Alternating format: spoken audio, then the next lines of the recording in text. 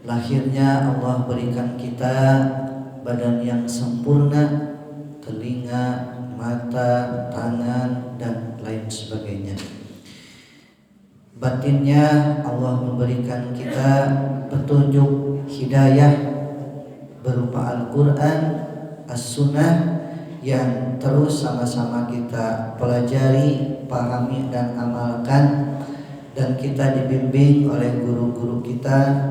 Ada Pak Kiai Haji Endang Syarifuddin MPDI, ada Pak Kiai Haji Dedi Setiawan yang terus senantiasa membimbing kita. Kita doakan kepada mereka agar sehat walafiat, panjang usia, panjang umur, sehingga terus bisa membimbing kita.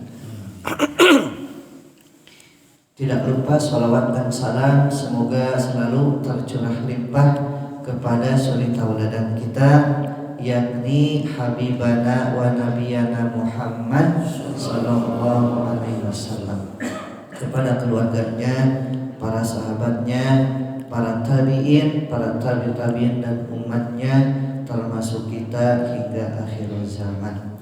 Mudah-mudahan kita mendapatkan syafaat beliau dikala harta, tahta, kuasa tidak lagi berguna menolong kita kecuali syafaat Rasulullah Muhammad sallallahu alaihi wasallam. Sebelumnya ibu-ibu gimana kabarnya? Masya Allah, salah lelis begini ibu, belum sarapan ya. Bapak-bapak gimana kabarnya?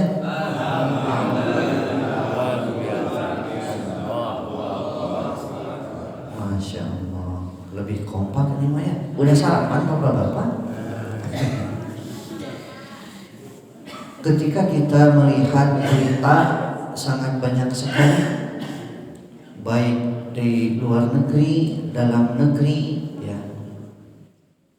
Baru-baru ini demo di luar negeri ya, yang parah itu di Nepal gitu.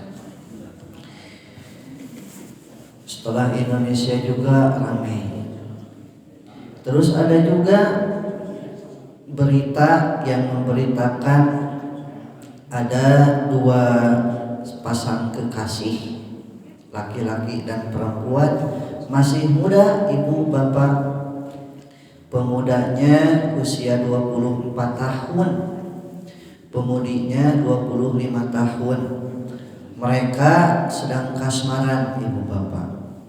Sedang kasmaran, tapi karena jauh dari hidayah, padahal secara fisik tampilannya itu boleh dibilang Islami, religius lah gitu tampilannya.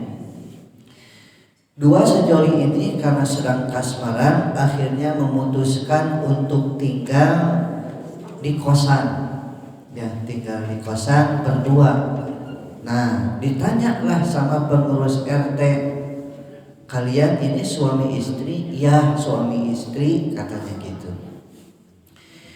Padahal sejatinya mereka belum suami istri, bahkan dimintai administrasi ya surat menyurat tidak bisa untuk menunjukkan begitu.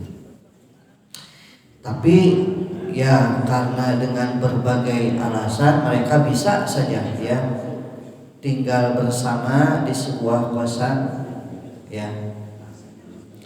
Nah sudah 5 bulan bersama ternyata ada cekcok ya cekcok. Setelah cekcok, apa yang terjadi? Ternyata berantem ya. Perempuannya biasa kalau ibu-ibu mah ya. Banyak ketika ada yang dalam hatinya itu masalah keluar ya dengan banyak berkata-kata. Beda dengan laki-laki. Si laki-laki ini ketika cekcok itu ya dia tidak banyak berkata-kata. Ketika si wanita ini usia 25 tahun sedang dandan ya, tiba-tiba si laki-lakinya ya pacar kumpul kebonya membawa pisau dapur ya. Apa yang terjadi, Bu? Dibunuh. Setelah dibunuh dipotong-potong ya. Berapa potongan Bapak-bapak? Wah ratusan ya. Dan ini adalah pembunuhan tersadis ya di Indonesia saat ini. Jadi ratusan potongan. Kenapa bisa seperti ini gitu ya, padahal usianya masih muda, tampilannya religius ya. Perempuannya juga pakai kerudung ibu ya. Laki-lakinya juga ganteng, perempuannya kasep. Perempuannya kasep dibanggain. Perempuannya cantik, laki-lakinya ganteng gitu. Ternyata ada yang hilang dalam dirinya ya. Bahkan apa yang hilang ini tersebar ya, boleh jadi di masyarakat kita. Apa yang hilang ibu-ibu kira-kira, bapak-bapak? Imannya, akhlaknya ya. Yang hilang itu dari kaum muslimin saat ini adalah kehilangan isi hati ya. Kalau sudah nama kehilangan isi hati.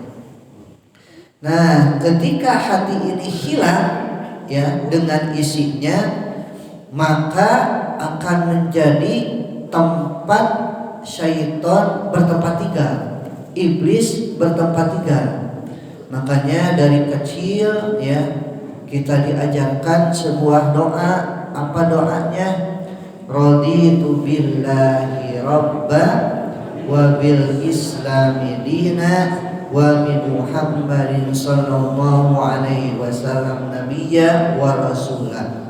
Atau bahkan para ulama mendapatkan Al-Quran al-hukmah imamah gitu ya. Jadi aku ridho Allah sebagai Rabb, Islam sebagai agama, dan Nabi Muhammad sebagai Nabi, sebagai utusan Allah. Nah, isi hati ini banyak yang hilang, makanya terjadilah tadi dua sejoli yang mabuk kasmaran, tinggal bersama, atau kita bilang kumpul kebo ya. Saya juga tidak tahu ini kumpul kebo ya, kata-kata kumpul kebo dari mana nggak tahu ya. Bapak-bapak tahu kumpul kebo dari mana kata-kata ini? Kan kenapa nggak kumpul ayam gitu kan? Atau kumpul kambing kan sama-sama kumpulnya, tapi jadi kumpul kebo ya. Ibu-ibu tahu? Ya, Nah, maka pada kesempatan kali ini ibu bapak yang sama-sama mengharap ridho Allah, panitia dari dakwah mengamanahkan kepada kami untuk membawakan sebuah tema menjaga hati dari penyakit hati. Nah ini judulnya ya. Judulnya apa Cina Bu? Nah, menjaga hati dari penyakit hati. Kenapa? Karena siapapun orangnya boleh jadi akan didatangi oleh penyakit hati ini ya. Mau para ulama, para kiai, para cendekia, ya, orang pintar maupun misalnya orang yang tidak pintar boleh jadi akan didatangi penyakit hati kalau hatinya tidak dijaga. Allah Subhanahu wa taala berfirman, "A'udzubillahi minasyaitonirrajim. Yauma la yanfa'u malu wala banun illa man atallaha biqalbin salim." Surat Asy-Syu'ara ayat 88 sampai 89. Yang artinya yaitu pada hari ketika harta dan anak-anak tidak berguna kecuali orang-orang yang menghadap Allah dengan hati yang bersih. Bapak Ibu rahimakumullah, hati ini adalah hal yang utama yang perlu kita jaga. Karena apa? Setiap amalan yang kita lakukan, besar atau kecil, tergantung dari hati kita. Gitu ya. Bahkan dalam hadis disebutkan, ala wa inna fil jasadi mudghah idza saluhat saluhal jasadu kullu wa idza fasadat fasada jasadu kullu ala wa hiya qalbu. Ketahuilah bahwa dalam diri ini terdapat segumpal daging. Jika dia baik, maka baiklah seluruh tubuh ini, dan jika dia buruk, maka buruklah seluruh tubuh. Ketahuilah bahwa dia adalah hati. Hadis riwayat Bukhari dan Muslim. Nah, jadi kalau ibarat benda dalam kehidupan, hati itu seperti keran, ya. Atau hati itu seperti teko. Ketika teko ini diisi dengan air bening, ya, maka keluar air bening. Kalau teko ini diisi dengan air putih, ya, air putih teh susu misalnya gitu ya, maka keluar air susu, ya. Dan seseorang itu akan mengeluarkan, ya, dalam lisannya itu apa-apa yang sudah dimasukkan sebelumnya. Kalau misalnya seseorang berkata-kata baik, berarti dia memasukkan kata-kata yang baik, begitu ya. Kalau misalnya dia kata-katanya buruk, berarti dia memasukkan kata-kata yang buruk, gitu ya. Nah, maka hati ini oleh para ulama dibagi menjadi 3, ya. Ibu bapak sudah tahu semuanya, ya. Ada hati, ya, ada qalbun marid, ya. Apa qalbun marid, ibu-ibu? Qalbun marid, hati yang apa bapak-bapak? Qalbun marid dulu, qalbun marid, hati yang berpenyakit, gitu ya. Nah, kalau bersifat qalbun salim. Nah, ini yang kedua, ya. Terus ada juga qalbun mayit. Jadi qalbunnya sudah mati. Tadi kisah yang kita sudah ketahui di medsos, ya, yang saya tadi sampaikan, itu qalbunnya berarti sudah mati. Padahal pasangannya itu dicintai, ya, awalnya. Menurut informasi baru 5 bulan itu katanya, gitu ya. Sampai apa dibunuh, langsung diwawancara laki-lakinya teh, kenapa dibunuh? Sakit hati gitu. Ya. Padahal kalau di dalam Islam ya, ketika sakit hati maka harus istighfar, harus disembuhkan gitu ya.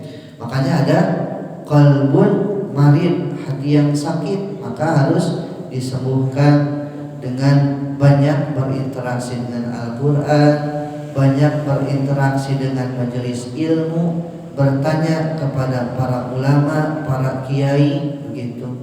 Di sini alhamdulillah kita dibimbing oleh guru-guru kita ya. Kalau misalnya ada pertanyaan tentang tauhid, tentang fikih, maka kita bisa bertanya gitu. Kalau hati sedang berpenyakit, kita juga bisa bertanya bagaimana agar menjadi sehat, karena seseorang itu akan beruntung kalau dia memiliki qalbun, apa ibu?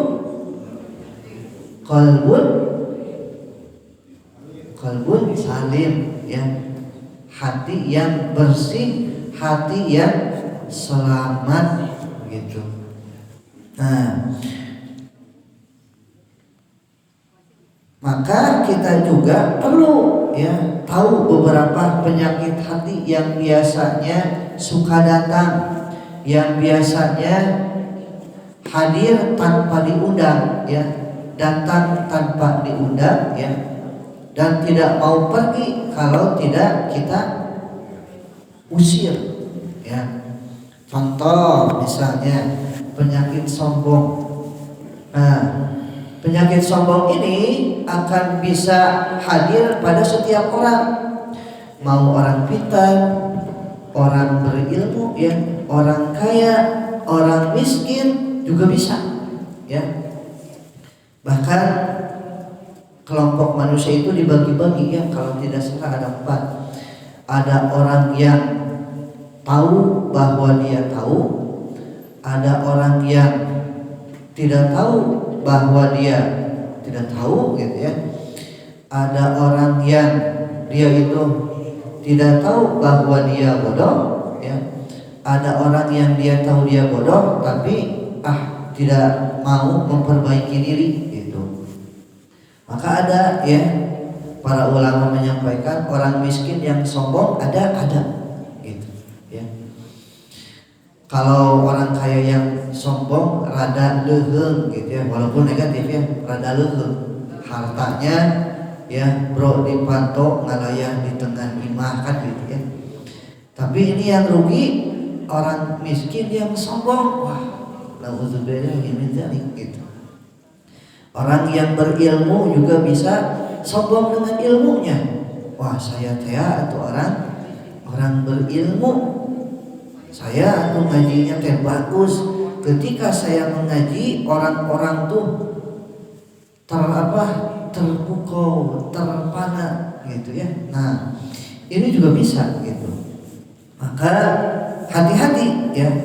Ketika sombong ini hadir ya, misalnya dalam bentuk pujian, ibu meni geulis, meni soleha, sok ka masjid gitu ya.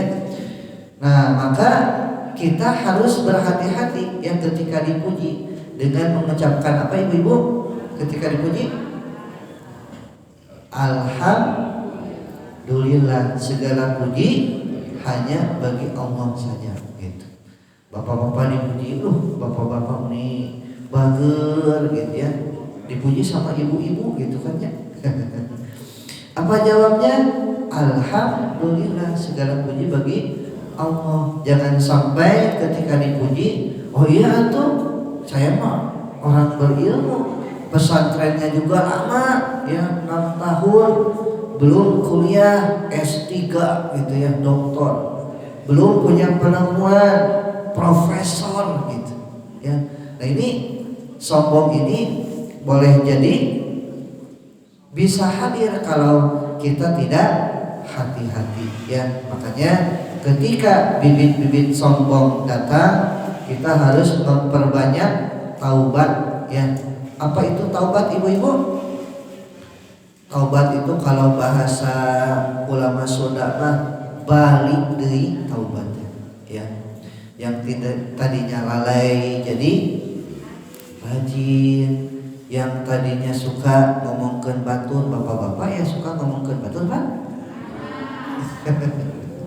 Oh ibu-ibu. Tapi sekarang mah bapak-bapak juga ya suka ya ngomongkeun batur ya. Bapak-bapak di sana bukan di sini ya. Di sini mah insya Allah ahli ibadah gitu kan ya. Kalau bapak-bapak di sana mah ngomongkeun batur teh di mana? Di medsos, Pak. Jadi netizen yang buzzer gitu ya. Ya begini mah gitu ya. Kan kalau ibu-ibu mah ngomongin orangnya ya langsung gitu. Walau alamnya itu mah di sana bukan di sini ya. Nah, makanya dalam Al-Qur'an dijelaskan banyak sekali kisah-kisah manusia yang sombong ya akan merugi gitu ya, akan merugi. Siapa contohnya? Dulu ada raja yang kaya, raja yang kekuasaannya luar biasa ya, dan masyarakatnya saat itu ya sejahtera begitu. Siapa dia? Dia adalah Fir'aun ya, zaman Nabi Musa. Dia itu kaya, dia itu punya kekuasaan, bahkan di dalam surat An-Najiat diabadikan ya. Apa kata-katanya? Ana rabbukumul a'la, akulah Tuhan yang paling tinggi. Karena merasa sombong dengan harta, kekuasaan, ya, jabatan, maka dia lupa, ya. Bahkan dia mengaku sebagai Tuhan. Ana rabbukumul a'la. Kenapa dia bisa menjadikan dirinya sebagai apa? Mengaku Tuhan? Karena kan Tuhan bisa mematikan, menghidupkan. Saya juga bisa. Gitu. Pintar kata Fir'aun. Bagaimana caranya? Nah, saya ingin mematikan manusia. Manusia dihadapkan, bunuh, mati kan? Mati. Saya juga bisa menghidupkan katanya. So, ada manusia suruh pergi, sok hidup. Nah, gitu. Ya. Nah, maka jangan sampai kita sombong ya, dengan berusaha terus memperbaiki diri kita. Ketika sombong datang, kembalikan kepada Allah, taubat, berzikir, berbaris ilmu gitu ya. Terus apalagi penyakit hati yang perlu kita jaga ya. Contohnya ujub, bangga diri ya. Wah, saya sudah bertitel S2, S3. Oh, saya sudah punya rumah, punya anak banyak misalnya gitu. Nah, ini hati-hati juga berbangga ya. Padahal kita beraktivitas ini ya adalah karena kehendak Allah, pertolongan Allah. Makanya ketika kita mendengar azan, muazin mengumandangkan azan, hayya 'alas shalah ya, marilah kita mendirikan salat ya. Apa jawab ibu-ibu? La haula wala quwata illa billah. Tidak ada daya dan upaya melainkan dengan izin Allah, pertolongan Allah itu. Hayya 'alal falah. Maka dijawab bapak-bapak, la haula wala quwata illa billah. Tidak ada daya dan upaya melainkan dengan pertolongan Allah ya. Makanya jangan, hati-hati ujub, bangga diri ya, boleh jadi bisa menghapus amalan-amalan kita ya. Kenapa? Karena amalan kita akan Allah terima dua syaratnya. Yang pertama apa bapak-bapak? Apa Pak? Masih ada ini bapak-bapak? Ibu-ibu, apa syarat diterimanya amal? Ada dua ya. Satu, niatnya ikhlas ya, tidak boleh berbangga begitu ya. Maksudnya bangga berlebihan. Kalau bangga manusia biasa ya mungkin dibolehkan begitu ya. Terus yang kedua, syarat amal diterima itu supaya mabrur adalah ittiba'ul rasul ya, mengikuti rasul. Dua hal ini, kalau dua hal ini tidak ada maka amalan boleh jadi tidak diterima. Terus penyakit hati apa lagi yang perlu kita jaga ya? Jangan sampai ada iri ya, dengki ya, atau hasad.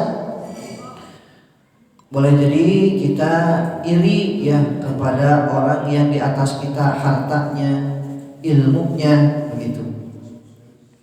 Nah, kalau fase iri ketika nikmat yang Allah berikan kepada orang yang kita lihat atau saudara kita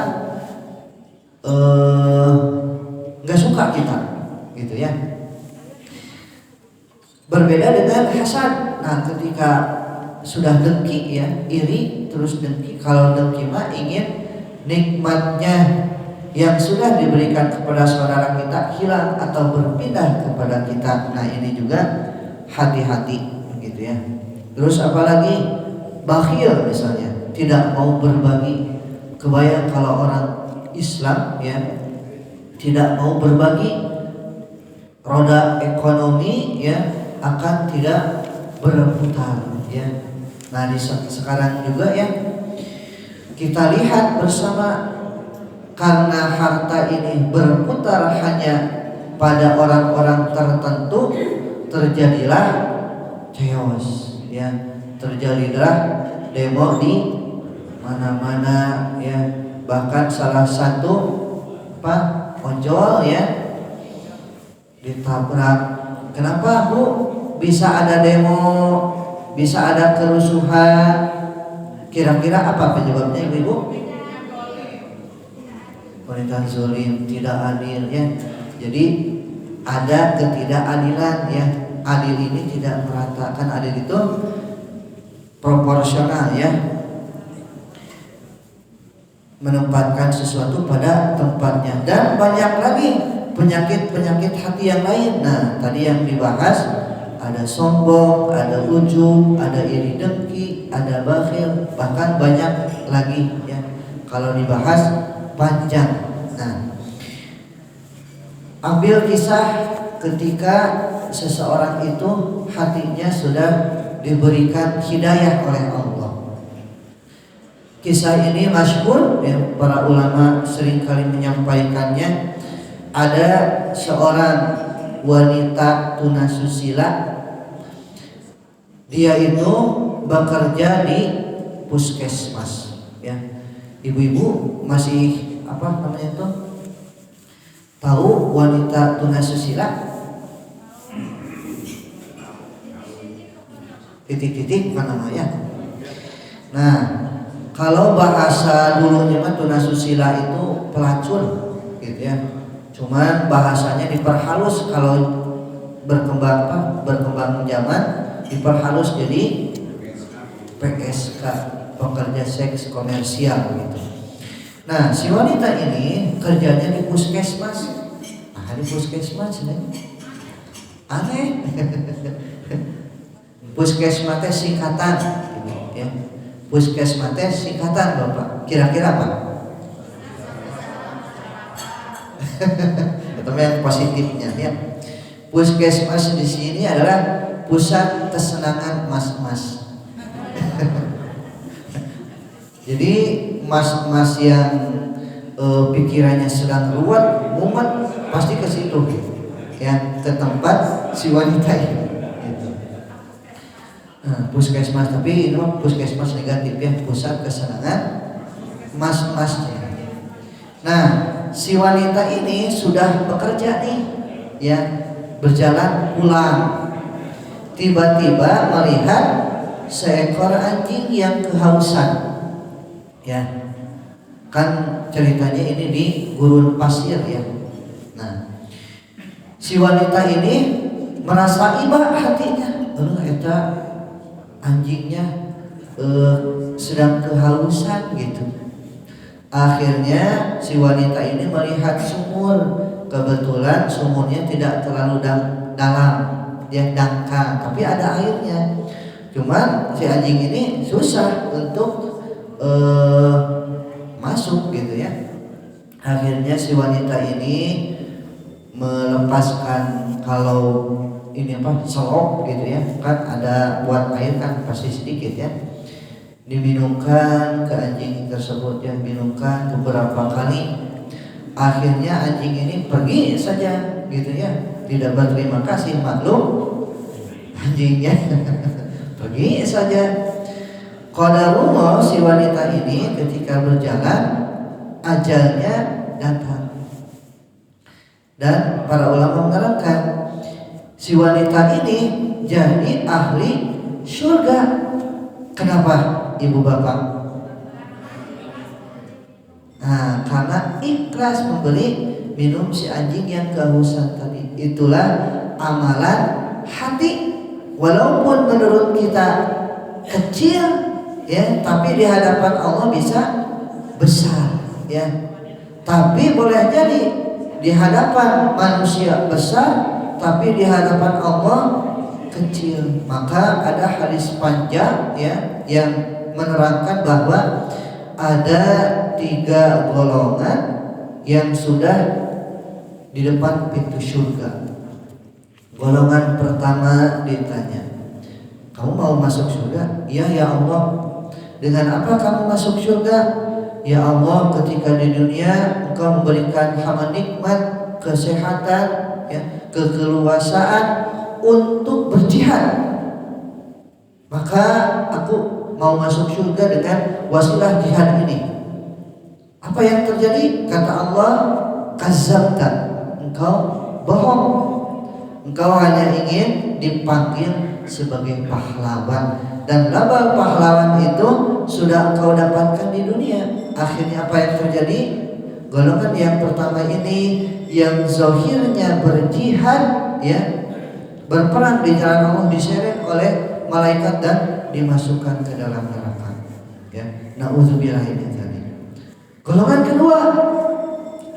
kedua ini dia ditanya, kau mau masuk surga? Iya ya Allah. Dengan apa engkau mau masuk surga? Ya Allah, engkau memberikan nikmat kepadaku, ilmu. Dan ketika di dunia aku mengajarkan ilmu, mengajarkan baca Al-Quran, tahsin Al-Quran, tafsir ya. Maka Allah tahu isi hatinya. Kata Allah, kadzabta ya, engkau bohong, engkau dusta. Maka golongan orang yang kedua ini sama juga dimasukkan ke dalam neraka. Orang yang terakhir, golongan ketiga, dengan apa engkau mau masuk surga? Ya Allah, engkau memberikan aku harta yang berlimpah. Dengan harta itu aku berinfak, bersedekah, berwakaf, aku bantu orang yang membutuhkan ya, karena kata Allah, kadzabta, engkau bohong, dusta. Maka golongan yang ketiga ini dilemparkan. Maka hal yang perlu kita terus bersihkan adalah qalbu kita. Makanya kita yang ngaji di sini ya, ngaji itu singkatan ibu-ibu ya. Masih ingat apa singkatannya ibu? Ngaji itu adalah ngasah jiwa. Nah, gitu ya. Jadi jiwa kita tuh harus terus diasah. Maka kita perlu menjaga hati dari penyakit hati. Apa alasannya? Yang pertama, kenapa kita harus menjaga hati? Karena yang akan menolong kita, yang akan menjadikan kita bertemu dengan Allah dan Rasulnya adalah qalbun salim, hati yang bersih, hati yang selamat. Terus yang kedua alasannya, kenapa kita menjaga hati dari penyakit hati ya? Karena besar kecilnya pahala tergantung kebersihan hati kita. Semakin hati kita ikhlas, ittiba Rasul, maka pahala di sisi Allah besar. Dan yang ketiga, kenapa hati kita harus dijaga? Karena target utama syaitan. Syaitan itu menggoda ya hati gitu ya. Hati ini bisa terpengaruh dari apa? Pandangan, pendengaran, yang informasi-informasi itu bisa mempengaruhi hati kita. Terus yang keempat, kenapa kita harus menjaga hati? Karena ketika hati kita baik gitu ya, pendengaran kita juga baik, ucapan kita juga baik gitu ya, nasihat juga baik.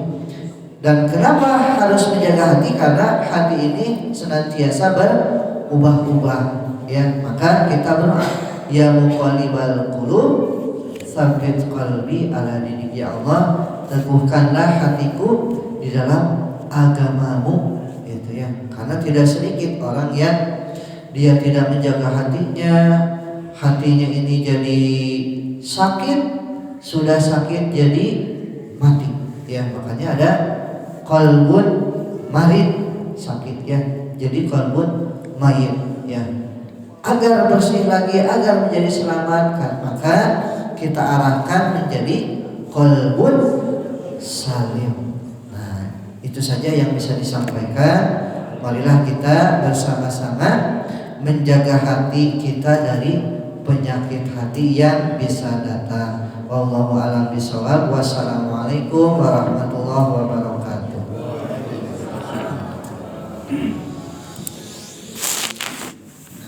Terima kasih. Mudah-mudahan menjadi pencerahan ilmu. Saya tambahkan, penyakit hati itu atau penyakit rohani, kan penyakit kita dua. Satu, penyakit lahir artinya fisik. Yang kedua, penyakit rohani disebut batin. Ketinggalin itu karena adanya di mana? Di hati. Tadi kuncinya sudah saya hantarkan.